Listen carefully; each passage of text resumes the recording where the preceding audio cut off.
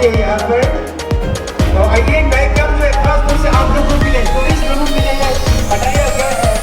इसी तरह मैडम गया जिनका जो आईएएस लड़का है वो भी प्रोफेसर जिस मैडम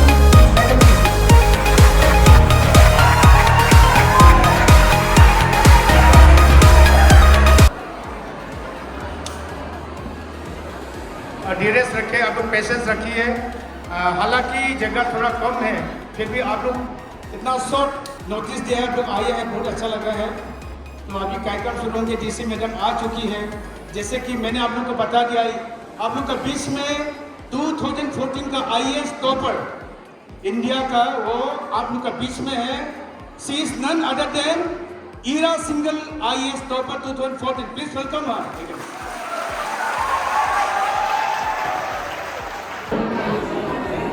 जो बच्चे बाहर खड़े हैं बेटा आप लोग यहाँ नीचे बैठ सकते हो। सॉरी हमारे पास इतनी चेयर्स नहीं है, पर जो बाहर खड़े बच्चे अगर आपको अंदर आना है तो आप लोग यहाँ नीचे आ सकते हो। यहाँ फिर हम स्टार्ट करेंगे। हाँ जो भी बाहर खड़े हैं सब लोग नीचे आ जाओ। हाँ ऐसे आ जाओ।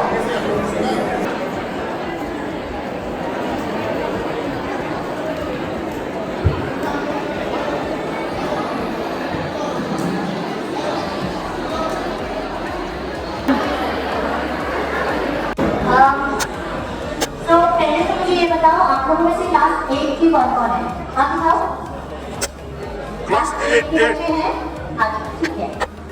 Class 9, okay. क्लास 10, ठीक है। और 11, ओके।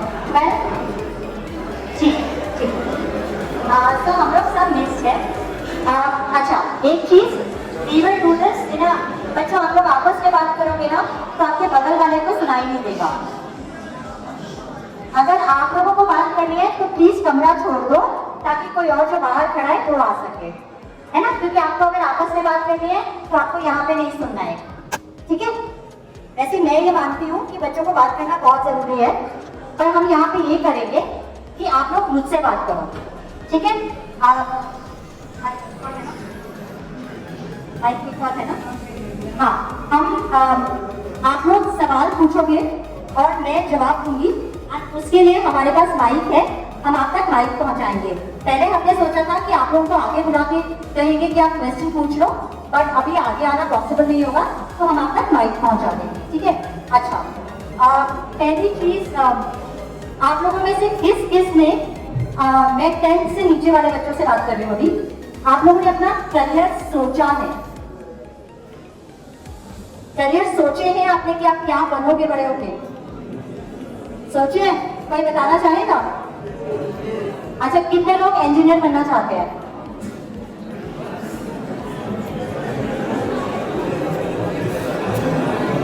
हाथ ऊपर उठाओ। Silent please, silent silent. बेटा अगर आप लोगों को आपस में बात करनी है तो फिर मत करो, ये कंपल्सरी नहीं है कि आप अपनी मर्जी से आए हो। अगर नहीं है तो ना कोई बात नहीं, ठीक है? पर बातें नहीं करो क्योंकि जो बगल में खड़ा है ना वो नहीं सुन पाता है। इट्स वेरी डिसरिस्पेक्टफुल अगर आप बात कर रहे हो और आपके पड़ोस वाला नहीं सुन पा रहा है ना? गलत होता है। अच्छा आप मुझे बताओ इंजीनियर्स कितने लोग बनना चाहते हैं? आप बताओ। Okay doctor, okay. अच्छा लॉयर्स, ओके। चार्टर्ड अकाउंटेंट का नाम सुना है? हाँ कोई है जो बनना चाहते हैं? सीए है? चार्टर्ड अकाउंटेंट बनना चाहता है कोई? पूछ रहे हैं मैंने। है? चलो एक दो लोग हैं। उसके अलावा कोई और कुछ और बनना चाहता है? बताओ बताओ। एक एक करके बोलोगे तो मुझे सुनाई देगा। Teacher, okay. और किसने कुछ और सोचा है? अच्छा चलो पहले मैं एक काम करती हूँ बिफोर आप लोग बोल हो। अच्छा ये हमारी DDSC मैडम है, जानते हो आप लोग? हाँ चलो ठीक है, बैठ जाओ।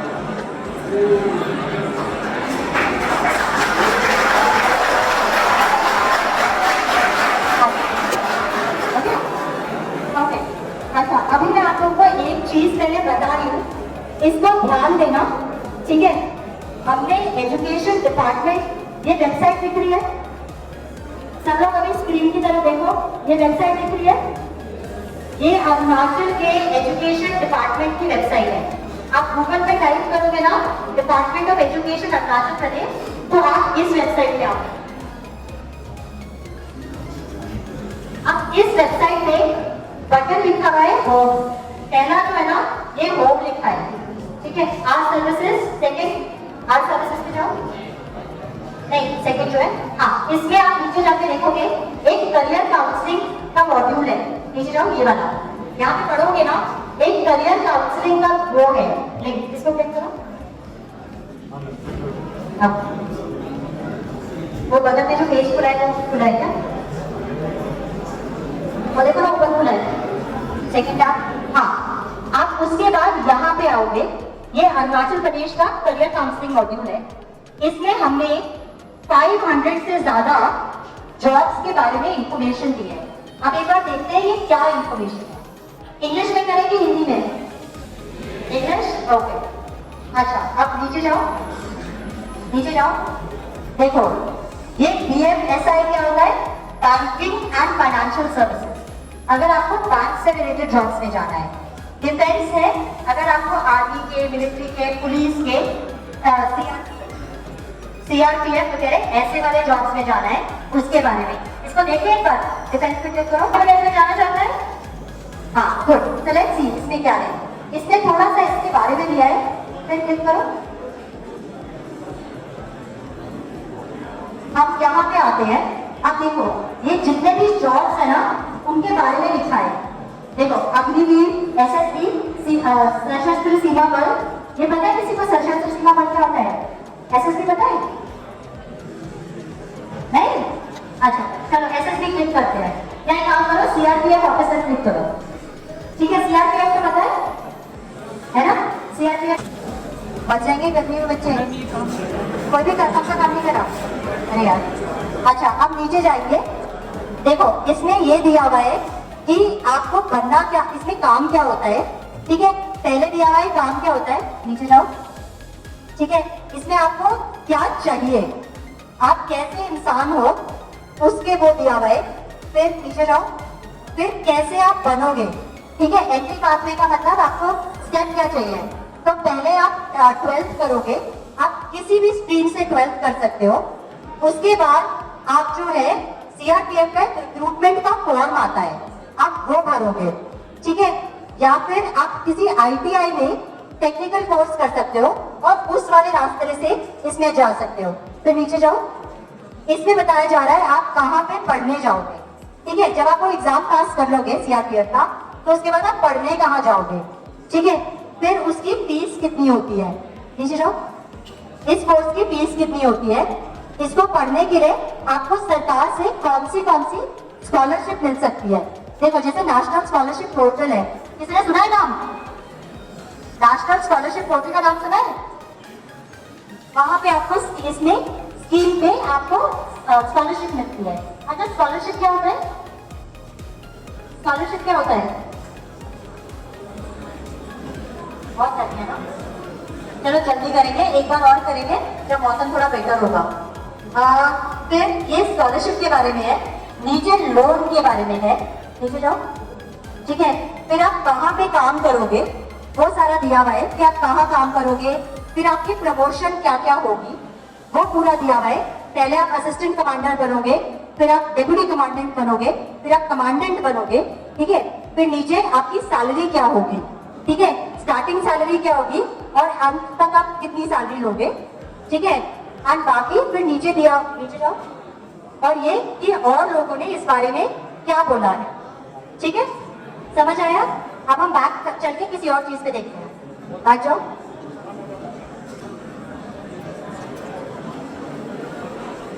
नहीं जाना बैक, अच्छा एक बार और बैक जाओ, एक बार और बैक जाओ,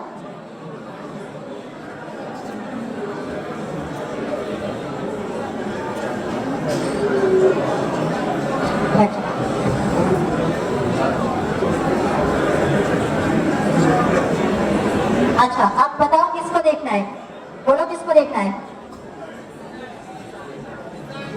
हाँ डिजाइन, अच्छा ठीक है, डिजाइन में देखते हैं। चलो, अब आप फैशन डिजाइनर बन सकते हो। कभी किसी ने फुटवेयर डिजाइनर के बारे में सुना है? हाँ, तो फुटवेयर डिजाइनर तक आप बन सकते हो, उसके बारे में भी यहाँ पे बताया गया है। ज्वेलरी डिजाइनर पता है? जो ज्वेलरी डिजाइन करते हैं, जो बड़ी बड़ी कंपनीज है ना, जैसे तनिष्क है, सुना है तनिष्क के बारे में?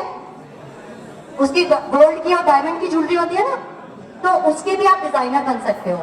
ठीक है, नीचे जाओ। मल्टीमीडिया पता है क्या होता है? मल्टीमीडिया डिजाइनर क्या होता है? जो वेबसाइट डिजाइन करते हैं या जो कंप्यूटर के गेम डिजाइन करते हैं। ठीक है, इंटीरियर डिजाइनर पता है? बहुत गर्मी है ना। चलो, आज before the melt will finish this, किसी और मौसम में करेंगे।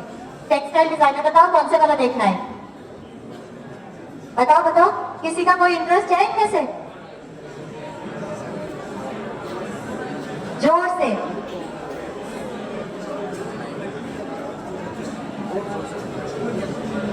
एक काम करते हैं, फुटवेयर डिजाइनर देखते हैं। ठीक है, जल्दी जल्दी देखेंगे।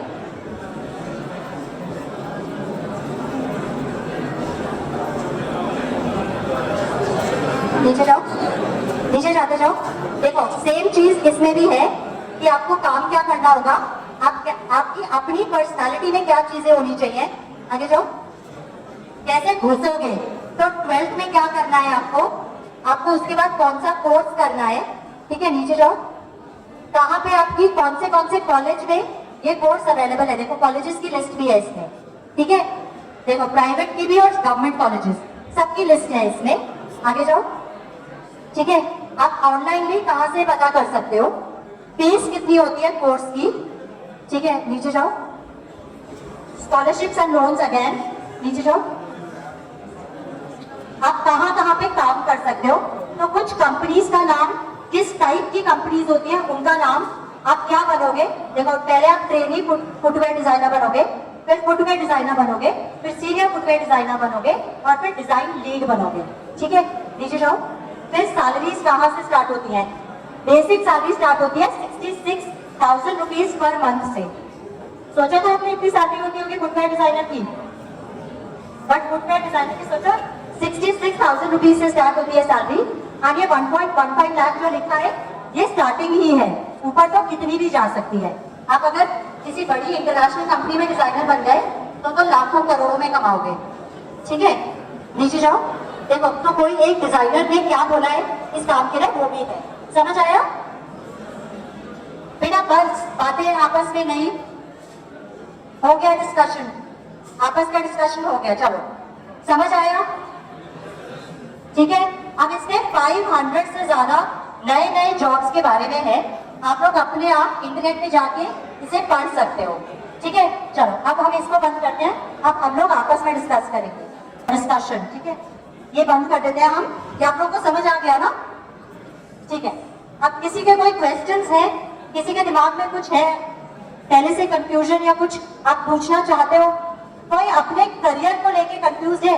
अच्छा, ये बताओ, आप लोग को ये पता है करियर चूज कैसे करना चाहिए? करियर चूज कैसे करोगे ये पता है? बेटा, बातें बंद। पीछे वाले बच्चों, बहुत गर्मी लग रही है, कोई बात नहीं, आप लोग हमें एक बार और करेंगे एक सेशन, आप लोग तब आ जाना। ठीक है, अगर आपको गर्मी लग रही है तो आप दोबारा वाले सेशन में आ सकते हो। एक नेक्स्ट मंथ के आसपास हम करने की सोचेंगे। बट अब मुझे ये बताओ, आप करियर चूज कैसे करते हैं, ये किसको पता है? आप 12th वाले कोई बोलना चाहेगा? करियर चूज कैसे करते हैं? पहला स्टेप लाइफ में बनना क्या है, वो चूज कैसे करोगे, कैसे डिसाइड करोगे, मुझे ये बताएं। प्लीज आप लोग बात करा कर दीजिए, हम माइक इनको नहीं आ जाएगा। 11 12 के बच्चे या कोई बता पाएगा आपने करियर कैसे चूज किया?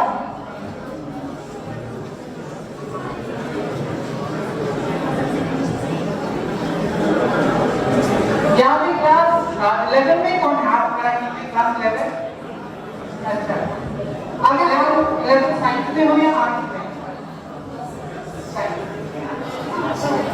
तो आपने इंस्टेंटली आप मैडम को बताएं।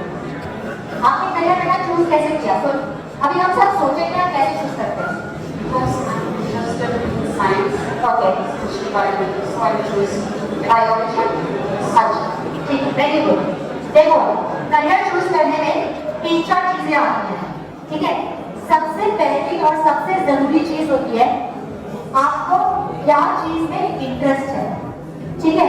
क्योंकि एक बात समझ लो, आप अगर लाइफ में किसी ऐसी जगह चले गए जिस काम में आपको इंटरेस्ट नहीं है ना, तो आप कभी भी उसमें अच्छे नहीं होंगे, ठीक है। सुबह उठ के ऑफिस जाने में ना अगर आपको रोना आएगा ना और आपको बोरिंग लगेगा तो आप कभी भी उस काम में इंटरेस्टेड नहीं होंगे। बेटा अगर आप लोगों की बातें बहुत इंटरेस्टिंग है, प्लीज गेट आउट। मेरे को डीसी मत बनाओ, don't make me a DC right now. बात नहीं समझ में आ रही है, बहुत डिस्कशन हो रहे हैं, please get out. The next person I see talking, you out. Discussion हो रहे हैं, हम लोग टाइम लगा के सब यहाँ खड़े हैं आपके लिए। नहीं सुनना है, किसी ने फोर्स नहीं किया है, आप जा सकते हो। मैं 3 बार बोल चुकी हूँ। बेटा अगर नहीं सुनना है आप लोग जा सकते हो, कोई दिक्कत नहीं है। किसी को फोर्स करके यहाँ नहीं खड़ा किया गया। कुछ लोग बाहर खड़े हैं गर्मी में, आप लोग अगर अंदर हो तो शांति रखोगे। अगर कुछ बोलना है तो आप स्टेज से बोलोगे, आपस में नहीं बोलोगे। आपके बगल में जो खड़ा है ना वो एक्सपर्ट नहीं है जिसको आप सुना रहे हो, वो आपकी प्रॉब्लम नहीं सॉल्व कर सकता है, वो आपके लेवल पे है। आई बात समझ में? तो जब यहाँ खड़े हो तो आप शांति से खड़े होगे, ठीक है। इसलिए हमारी बिटिया ने बोला है कि इसने करियर अपने इंटरेस्ट पे चूज किया है। किसी और को कोई और रीजन, सैलरी रीजन होता है, कितना कमाओगे वो रीजन होता है, आया ना? और होना चाहिए हमेशा आपकी सैलरी, आपका इंटरेस्ट होना चाहिए। क्योंकि देखो एंड में ना आप अपने आप को इंडिपेंडेंटली और पॉजिटिवली फैमिली को सपोर्ट करना आना चाहिए। किसी ऐसे काम में मत जाओ जिसमें आपका इंटरेस्ट तो है पर आपको कभी कोई पैसे नहीं देगा उस काम के। अच्छा, पहला चीज इंटरेस्ट। दूसरा सबसे इम्पोर्टेंट चीज क्या होना चाहिए?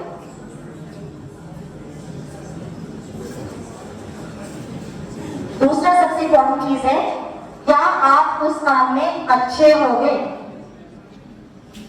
अगर आप देखो, जैसे मेरा इंटरेस्ट डांस में है और मेरा इंटरेस्ट सरकार में IAS ऑफिसर बनने में है, ठीक है।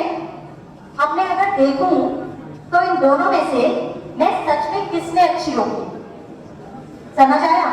कई बार हमारी लाइफ में क्या होता है, हमें 5-6 चीजें बहुत पसंद है, बेटा फिर बातें शुरू हो गई वहां पे। You want to leave, you want to leave, कोई फोर्स नहीं कर रहा है ना आप लोगों को। Don't do this, don't make me point out.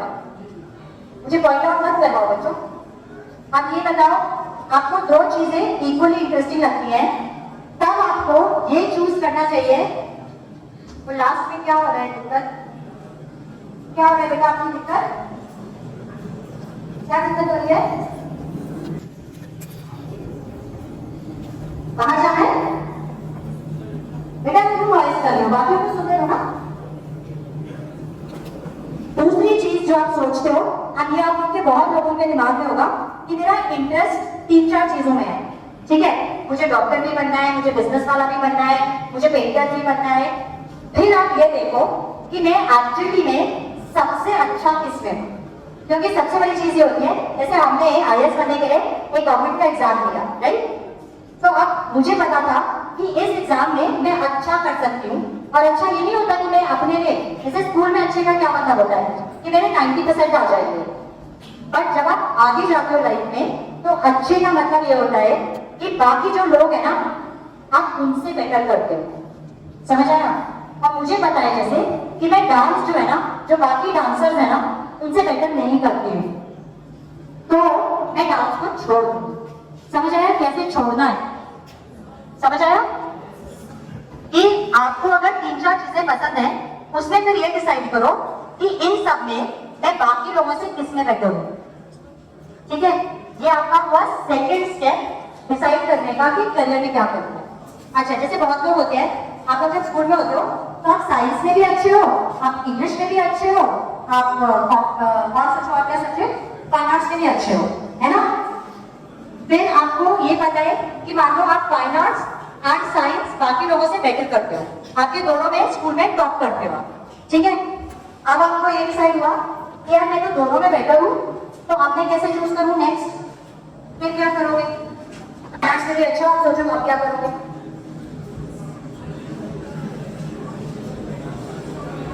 क्या करोगे बताओ, जोर से बोलो, कोई तो बोलो। नहीं दिख रहा उनको, पीछे बच्चों को दिख नहीं रहा है, बहुत बोरिंग होता है जब दिखती नहीं है ना शक्ल, कोई भी लेक्चर सुनना। बताओ क्या करोगे? अगर 2-3 चीजों में साथ में इंटरेस्ट है और अच्छे भी हो, फिर बताओ फिर आप क्या करोगे? आप ये देखो कि अच्छा ये देखते हैं कि मैं कौन से फील्ड में ज्यादा आसानी से घुस सकता हूँ, ठीक है, और ज्यादा पैसे कमा सकता हूँ, ठीक है। मैंने कहा था पैसे भी जरूरी होते हैं। आप फाइनेंस में बहुत अच्छे हो, बट एक बात देखो, फाइनेंस में अगर आप पेंटर बनने चाहते हो तो पेंटर बन के पैसे कमाना बहुत मुश्किल है एज कंपेयर टू एक डॉक्टर या इंजीनियर बन के पैसे कमाना, है ना? बताओ क्यों? बताओ क्यों? क्योंकि पेंटर्स की ना डिमांड नहीं है। कितने लोग पेंटिंग्स खरीदते नहीं है, पेंटिंग्स यूज नहीं करते, पर डॉक्टर और इंजीनियर तो बहुत चाहिए ना, समझ आया? और डॉक्टर और इंजीनियर में हो सकता है बहुत गजब पेंटर बनो तो आपकी पेंटिंग एक पेंटिंग 5 करोड़ की बिक जाए, ठीक है। एनएफ हुसैन का नाम सुना? एनएफ हुसैन का नाम सुना? नहीं? अच्छा, ये is one of the best painters of India. अब उनकी डेथ हो गई है, पर उनकी पेंटिंग्स करोड़ों की बिकती थी। बट प्रॉब्लम क्या है ना, एनएफ हुसैन जैसे लेवल के लोग हमेशा बहुत कम होते, पर एक अच्छे डॉक्टर और इंजीनियर्स ना बहुत सारे होंगे। आप अपने आसपास देखो कितने सारे हैं, है ना? और हमेशा जॉब भी निकलती रहती है। तो शायद पेंटर अगर आप बहुत अच्छे हो, आप इतना ज्यादा कमा लो, बट चांसेस जो है ना बहुत कम है उस चीज के, बहुत कम चांस है कि आप उस लेवल का पेंटर बन पाओ। क्योंकि अगर आप स्टैटिस्टिकली देखोगे तो इंडिया में कितने लोग उस लेवल का पेंटर बन पाए आज तक? आपको कितने फेमस पेंटर्स के नाम पता है बताओ? पता है किसी फेमस पेंटर्स के नाम? कोई के नाम पता है फेमस पेंटर्स के? नहीं? अच्छा, बट अपने आसपास डॉक्टर्स और इंजीनियर्स को तो जानते हो ना? नहीं जानते? डिस्ट्रिक्ट हॉस्पिटल में कभी नहीं गए हो ना? तो डॉक्टर्स को पता है ना, इंजीनियर्स भी देखे ना, रोड्स बनाते हैं, है ना, घर बनाते हैं। तो आपको थर्ड स्टेप में ऐसे चूज करना है। तो बता, पहला स्टेप क्या था? Interest, right? सेकंड स्टेप, आप किस में अच्छे हो? मेरा इंटरेस्ट कुकिंग में भी है, बट मैं बहुत अच्छी नहीं शेफ, है ना, तो मैं शेफ नहीं बनूंगी। सेकंड चीज आई, आप किसमें अच्छे हो, और अच्छे का मतलब होता है बाकी लोगों से अच्छे, ठीक है, जो उस चीज को और लोग करते हैं उसके कंपैरिजन में आप अच्छे हो। तीसरी चीज जब आप अच्छे निकल गए आती है कि आप किस में ज्यादा इजीली घुस सकते हो और एक मिनिमम लाइफ स्टैंडर्ड मेंटेन कर सकते हो। आप देखो, कोई इंसान के लिए मिनिमम लाइफ स्टैंडर्ड 10,000 रुपए महीने भी हो सकता है, और किसी के लिए 10 लाख भी हो सकता है ना? तो आपके अपने दिमाग में अपने लिए जो लाइफ स्टैंडर्ड है ना, आप उसके हिसाब से फिर चूज करो। समझ आया? अब कहीं और कंफ्यूजन? इसके बाद कोई और चीज बचती है? इसके बाद कुछ और बचता है आपको लगता है? एग्जाम दिया, आपने सोचा कि आप डॉक्टर और इंजीनियर बनोगे, आपने मेडिसिन का एग्जाम दिया, ठीक है, और आप नहीं सिलेक्ट हुए, आप क्या करोगे? आप क्या करोगे? मेडिकल का एग्जाम दिया, नहीं सिलेक्ट हुए, आप क्या करोगे? आप आगे कैसे चूज करोगे? आगे कैसे चूज करोगे? देखो, एक और चीज जो लाइफ में हमेशा करनी चाहिए, हमेशा ये मान के चलना चाहिए कि जो मेरी पहली चॉइस है, अगर मैं उसमें नहीं हुआ तब मैं क्या करूंगा। हमेशा ना 3 टाइप के प्रोफेशंस बनाने चाहिए, ठीक है? कोई गेस कर सकता है? 3 टाइप के हमेशा जॉब्स अपने लिए सोच के रखने चाहिए। देखो, पहले देखते हैं 3 टाइप के प्रोफेशंस कैसे सिलेक्ट करते हैं। एक होता है, देखो आप ना मान लो किस लेवल पे हो, ठीक है, एक प्रोफेशन आप लोगे जो आपकी, मान लो आपकी पोटेंशियल मैं मानती हूँ आपकी 100 है पोटेंशियल, ठीक है। तो एक प्रोफेशन आप ऐसा लो जो 120 वाले के लिए होता है, ठीक है। क्यों 120 वाला प्रोफेशन क्यों लेना चाहिए? सोचो, कोई सोच सकता है? अगर आपका लेवल 100 है तो आपको 120 वाला प्रोफेशन क्यों सिलेक्ट करना चाहिए? इसलिए कि अगर आप 100 का एक प्रोफेशन लोगे ना तो आप उससे बोर हो जाओगे। अगर लाइफ में कोई चैलेंज नहीं होगा ना, लाइफ में ऐसा नहीं होगा ना कि मैं इसको अभी और मेहनत करनी है मुझे, तो आप उससे बोर हो जाओगे, आप उसे करना नहीं चाहोगे, आप उसे छोड़ दोगे और आप उससे कभी भी बहुत अच्छे नहीं होते। एक चीज देखिए, कभी स्कूल में अगर कोई सब्जेक्ट आपने पहले क्लास में पढ़ा था, आप अगले साल उसमें बिल्कुल मेहनत नहीं करते, होता है ना? ऐसा होता है ना? आपने ट्यूशन में कोई चीज पढ़ लिया तो जब क्लास में टीचर कोई चीज पढ़ाती है आप कभी नहीं पढ़ते, है ना? इसलिए अगर आपकी पोटेंशियल 100 है और आपने 100 वाला ही प्रोफेशन चूज किया ना तो आप उसमें बोर हो जाओगे, आप उसमें मेहनत नहीं करोगे। और अगर आप मान लो आपने स्टार्ट किया 1 लाख रुपए महीने से और आप उसमें 10 लाख रुपए महीना कमा सकते थे, आप कभी नहीं कमा पाओगे क्योंकि आप बोर हो जाओगे और आप इतनी मेहनत ही नहीं करोगे। तो एक प्रोफेशन आपको चूज करना चाहिए जो 100 की, अगर आपका लेवल है तो 120 का हो। फिर एक प्रोफेशन आपको चूज करना चाहिए जो 150 का हो। 150 वाला क्यों करना चाहिए? 150 वाला क्यों करना चाहिए बताओ? 150 वाले का मेरा मतलब है Silent, please. थोड़ा बड़ा हो, थोड़ा टारगेट बड़ा हो, थोड़ा ज्यादा मुश्किल हो वो चीज, क्योंकि क्या पता आपको कैसे डिसाइड होगा कि आप 100 पे रुक सकते हो? क्या पता 150 के लायक हो? ट्राई तो करो, रिजल्ट नहीं आ जाएगा आपका। तो हमेशा अगर आपकी 100 लेवल है तो एक ऐसी चीज भी हमेशा टारगेट में रखो जो मुश्किल हो और जो आपको बहुत मुश्किल लगे, ताकि शायद अगर आप ट्राई करो तो आप वहां तक पहुंच पाओ।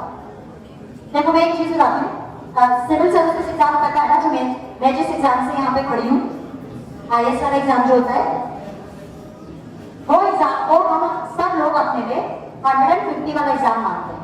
पता है कितने लोग को एग्जाम देते हैं साल में? एवरी ईयर कितने लोग पेपर करते हैं? कितने लोग एग्जाम के लिए अप्लाई करते हैं हर साल? पता?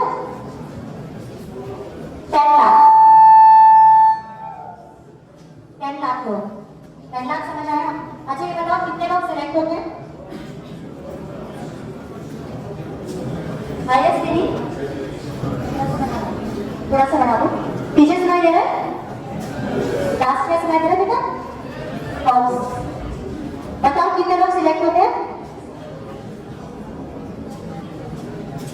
700 से लेके 800 लोग। अब किसी ने साइंस 12th में नहीं लिया, प्रोबेबिलिटी पढ़ा है? प्रोबेबिलिटी निकालो, 10 लाख में से 800 की प्रोबेबिलिटी क्या आती है? बुरी है ना? बहुत बुरी प्रोबेबिलिटी है। कौन बताएगा प्रोबेबिलिटी कैसे निकालते हैं? प्रोबेबिलिटी कैसे निकालते हैं?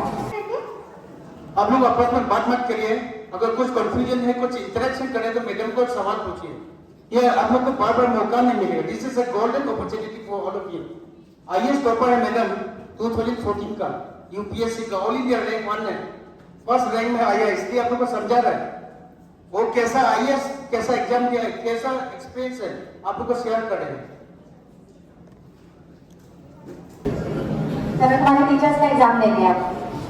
हाँ अब ये बताओ 10 लाख में से अगर 700 लोग सिलेक्ट होते हैं हर साल और वो IAS में नहीं होते, वो 24 सर्विसेज में सिलेक्ट होते हैं, तो कम टारगेट क्या हुआ?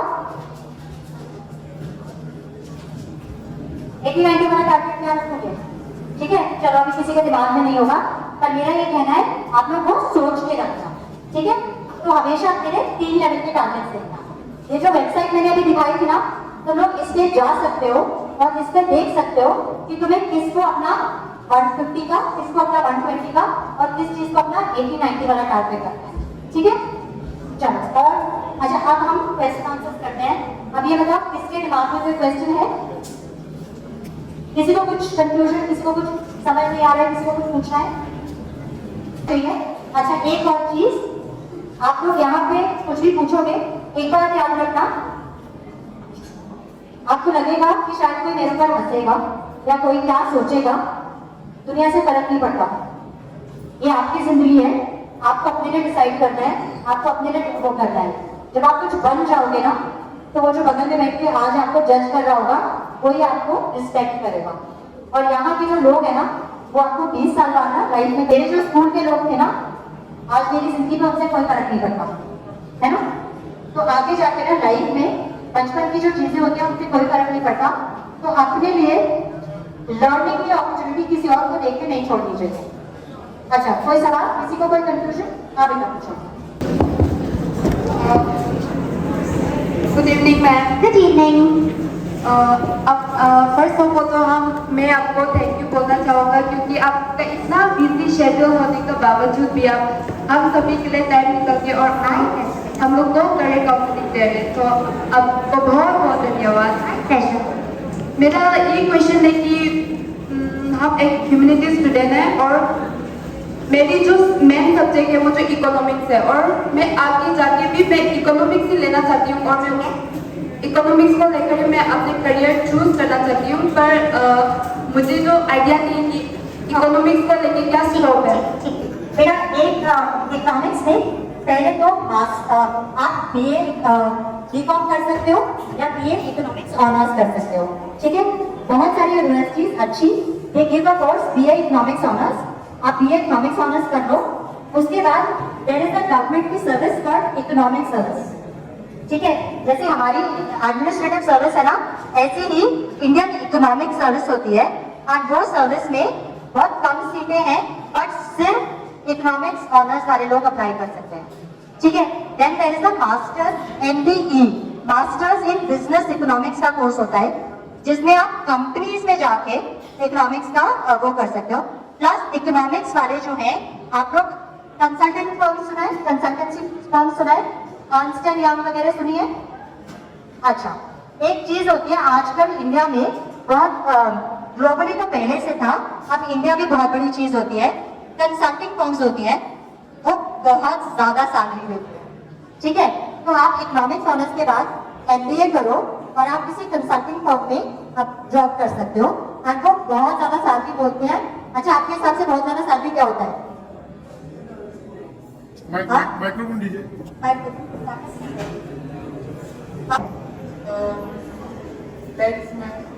कितना लाख? ओके, कंसल्टिंग फर्म्स की salary by the way minimum 30 lakh per year होती है और 3-4 करोड़ पर ईयर तक जाती है, ठीक है।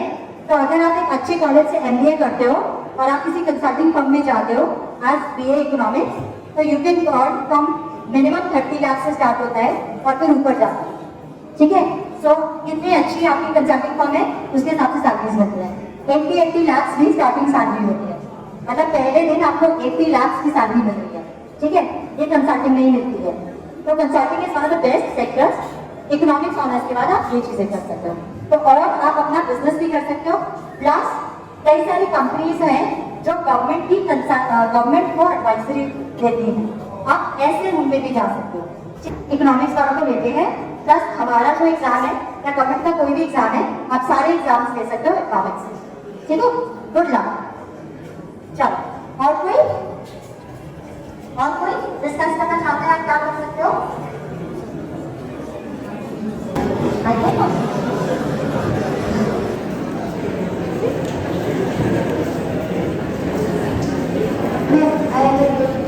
हमें सिविल इंजीनियरिंग करने के क्या करना पड़ेगा? बेटा 12th में आपको साइंस लेनी पड़ेगी विद मैथमेटिक्स, ठीक है। फिजिक्स केमिस्ट्री एंड मैथ्स लेना पड़ेगा। इसके साथ आप एक सब्जेक्ट कोई भी ले सकते हो एंड इंग्लिश तो होता ही है, ठीक है। उसके बाद आप JEE करके जॉइंट एंट्रेंस एग्जाम करके एक एंट्रेंस एग्जाम होता है ये पूरे देश में कंडक्ट होता है। आपको एग्जाम के लिए अप्लाई करोगे, आई थिंक अप्रैल में हुआ है इस बार में, अप्रैल में होता है वो ज्यादातर। उसका एक प्रिलिमिनरी एग्जाम होता है जो आप 12th में ही देते हो, वो शायद जनवरी या फरवरी में होता है, और उसके बाद एक मेंस एग्जाम होता है। इसके बाद आप इंजीनियरिंग कॉलेजेस में जाते हो और वहाँ पे जो फॉर्म भरते हो एग्जाम का, आप उसमें सिलेक्ट करोगे कि मुझे सिविल इंजीनियरिंग कोर्स के लिए पहली चॉइस है, ठीक है। वो दोगे, सिर्फ फिर सिविल इंजीनियरिंग के कोर्स में एडमिशन हो जाएगा और जब पास हो जाएगा सिविल इंजीनियरिंग, ठीक है, बहुत ईजी है। Good luck. और कोई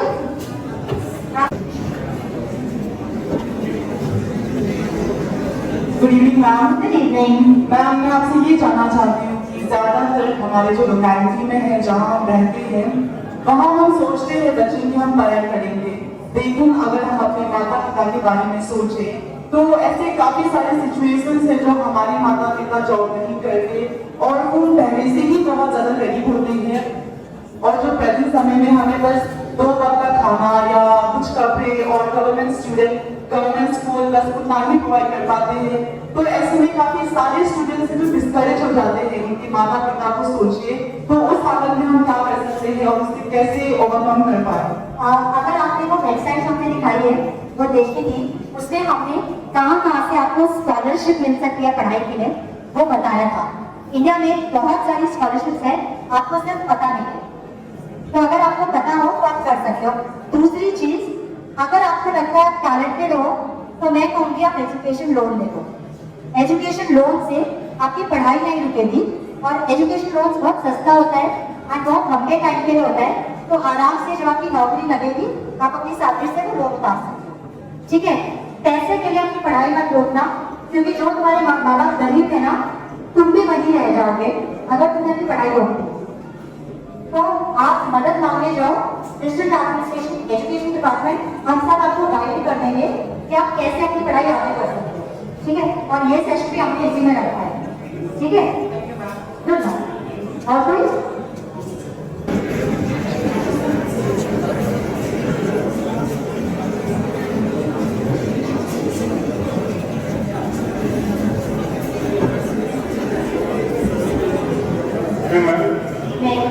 मेरा सवाल तो मेरा करियर को लेकर नहीं है। मेरा ये सवाल है कि आपने यूपीएससी एग्जाम दिया है, तो आपके लिए सबसे टफ स्टेज कौन सा था यूपीएससी में? मेरे लिए बेटा सबसे टफ स्टेज था अपना जॉब छोड़ के आना। अच्छा, किसी को पता है कि क्या करती थी पहले? मेरी पढ़ाई इंजीनियरिंग की है और उसके बाद मैंने एमबीए किया था। अच्छा, एक कंपनी चॉकलेट खाते हो? कैडबरी कंपनी सुनी है? मैं कैडबरी कंपनी में स्ट्रैटेजी मैनेजर थी। मैं तुम्हें अच्छा मुकेश अंबानी पता है? उनका जो बॉम्बे में घर है ना, तुम लोग तो अभी बहुत छोटे हो, पहले ना बहुत बड़ी न्यूज बनी थी कि मुकेश अंबानी का एक बहुत बड़ा सा बॉम्बे में घर बन रहा है, उसको एंटिला कहते हैं। मेरे को जो कंपनी ने घर दिया था ना वो उसके सामने था, ठीक है। तो बॉम्बे में मैं ऐसे घर में रहती थी एंड कैडबरी चॉकलेट की कंपनी है, उसमें इतना बड़ा कमरा था जो फुल ऑफ चॉकलेट्स था, पूरा चॉकलेट से भरा हुआ था। और अगर आप उस कंपनी में काम करते हो तो आप कभी भी कितनी भी चॉकलेट फ्री में खा सकते हो। अच्छा है ना? हाँ, एंड और मेरे को इतनी सैलरी मिलती थी कि आज 16 इयर्स बाद मैं उससे कम पैसे कमाती हूँ। 16 इयर्स पहले मैं आपसे ज्यादा पैसे कमाती हूँ, ठीक है। एक मिनट रुको बेटा, मैं कंप्लीट कर लूँ, ठीक है। वो जॉब छोड़ के, और मैंने बताया ना कि ये जो एग्जाम था वो जॉब मेरा 120 था, 120 वाला टारगेट था, और ये जो था ये 150 वाला था। तो वो 120 वाला जिसमें मैं बहुत अच्छी थी, कंपनी में जो हाईएस्ट प्रमोशन थे ना मुझे वो मिल रहे थे, मुझे इंटरनेशनल लेवल पे कंपनी से अवार्ड मिले थे। वो छोड़ के इस 120 के टारगेट को छोड़ के 150 को ट्राई करना वो मेरे लिए सबसे मुश्किल था, ठीक है। अब सोचो मैंने ये क्यों किया, तो गैस करेगा मैंने ये क्यों किया। अच्छा, तुम लोग के हिसाब से ये सही था या गलत था? अच्छा, सही क्यों था?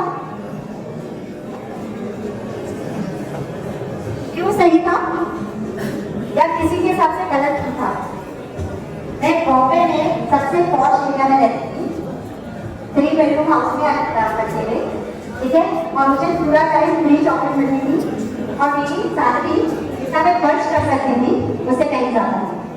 आप सोचो मैंने सही किया या गलत?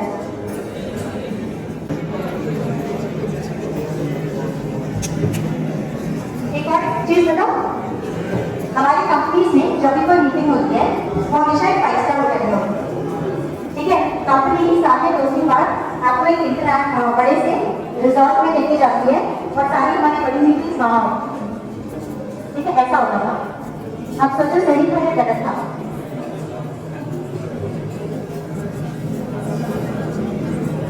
कोई बता पाता है सही या गलत क्यों था? ये सही गलत इसलिए था क्योंकि मैं कुछ ऐसा करना चाहती थी जहाँ पे मैं सोसाइटी के लिए कुछ कर सकूँ, मैं अपने देश के लिए कुछ कर सकूँ, मैं आप जैसे बच्चों के लिए कुछ कर सकूँ, यू नो। मेरे को खाली पैसा कमाने में मज़ा नहीं आता, मुझे मज़ा आता है जब मैं कुछ कर सकती हूँ। जब मेरी जितनी भी टीम है मेरे ऑफिस में वो आप लोग को ये चीज़ बता पाएंगे कि मैं सारा दिन ये सोचती हूँ कि हम इस शहर के लिए, डिस्ट्रिक्ट के लिए और नया क्या कर सकते हैं और इस डिस्ट्रिक्ट को आगे कैसे बढ़ा सकते हैं। तो मुझे उस चीज़ में मज़ा आता है और इसलिए मैंने वो जॉब छोड़ के मैं यहाँ आई। अच्छा, अब आप अपना सेकंड सवाल पूछो। आपको क्या इंस्पायर करता है सिविल सर्विस में ज्वाइन करने? मैं वही बता रही थी, मुझे जो इंस्पायर करता है कि यहाँ पे आके मैं बहुत सारे देश के लोगों के लिए कुछ कर सकूँ। मैं दिल्ली से हूँ, मैंने कभी सोचा नहीं था कि मैं इराक में हूँ, पर मैं आज इराक में जो है यहाँ पे आप सबके लिए कुछ कर सकती हूँ। शायद यही सेशन से, इस 1 घंटे से शायद आप में से किसी को अपनी लाइफ बनाने का कुछ अच्छा मिल जाए, है ना? वो भी एक बड़ी चीज होगी ना मेरे लिए, इसलिए क्योंकि मेरे जॉब में मैं हर रोज कम से कम 100 लाइफ को पॉजिटिव कर सकती हूँ, कम से कम 100 लोगों की जिंदगी मैं बेटर कर सकती हूँ। और दैट इज द रीजन मैं ये जॉब है। और कोई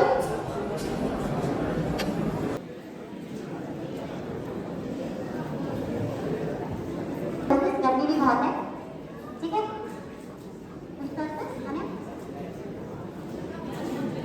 अच्छा, हाँ पूछो बेटा। गुरु good evening. Best piece of advice you ever heard? क्या बेटा? Best piece of advice you ever heard?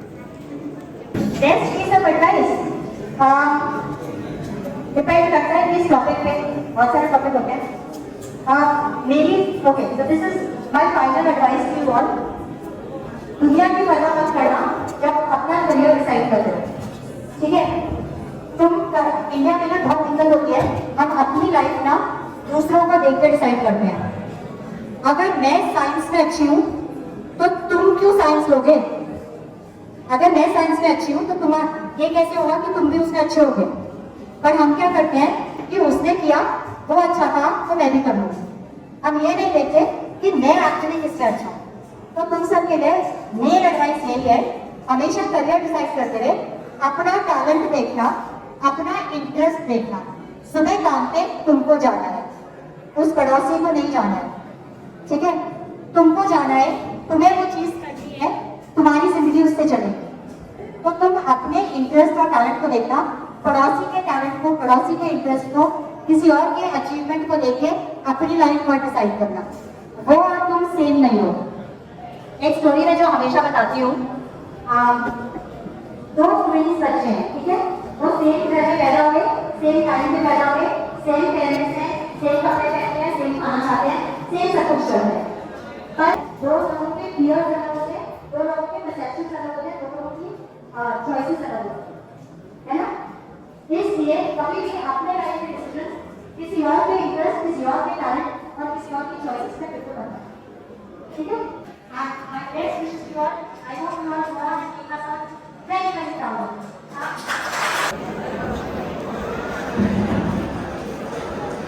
Madam ने बोला है कि आपको अगर लगता है कि अगर हम लोग 1 more सेशन ऑफ काउंसलिंग करना जरूरी है तो आप लोग हम लोग को इन्फॉर्म कीजिए।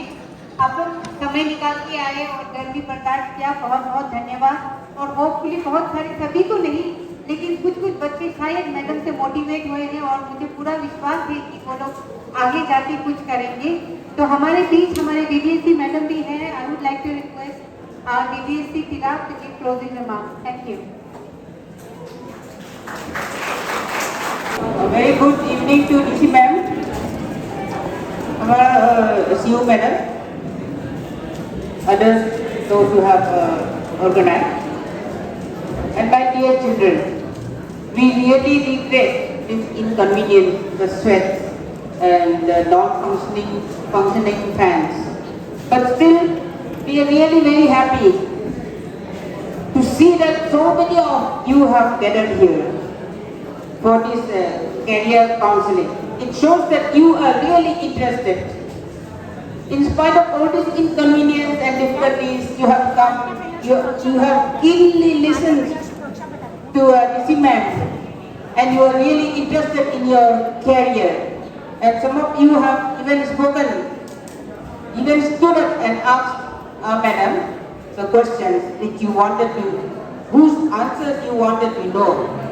So really, next time we hope for a better arrangement. This is the first time DC ma'am has organized such a very good, fruitful program. So next time also we hope to see all of you participating so actively and with so much of keen interest. So on behalf of our whole team, I thank you all. Very good, thank you all. अच्छा एक चीज और, अगर आप लोगों में से कोई बच्चे बिजनेस करना चाहते हो, मुझे पता है यहाँ पे आप लोग बिजनेस के बारे में नहीं सोचते हो, बट रियली अगर आप लोग को आगे बढ़ना है तो बिजनेस बिकम्स द बेस्ट तरीका। तो हम लोग एक बिजनेस कैसे करते हैं उसका एक वर्कशॉप ऑर्गेनाइज करेंगे समटाइम इन अगस्त। आपका स्कूल आपको बता देगा, अगर आप लोग इंटरेस्टेड हो गए तो उसमें रजिस्टर कर देना, ठीक है। थैंक यू सो मच, आप लोग जा सकते हैं, बहुत करनी है।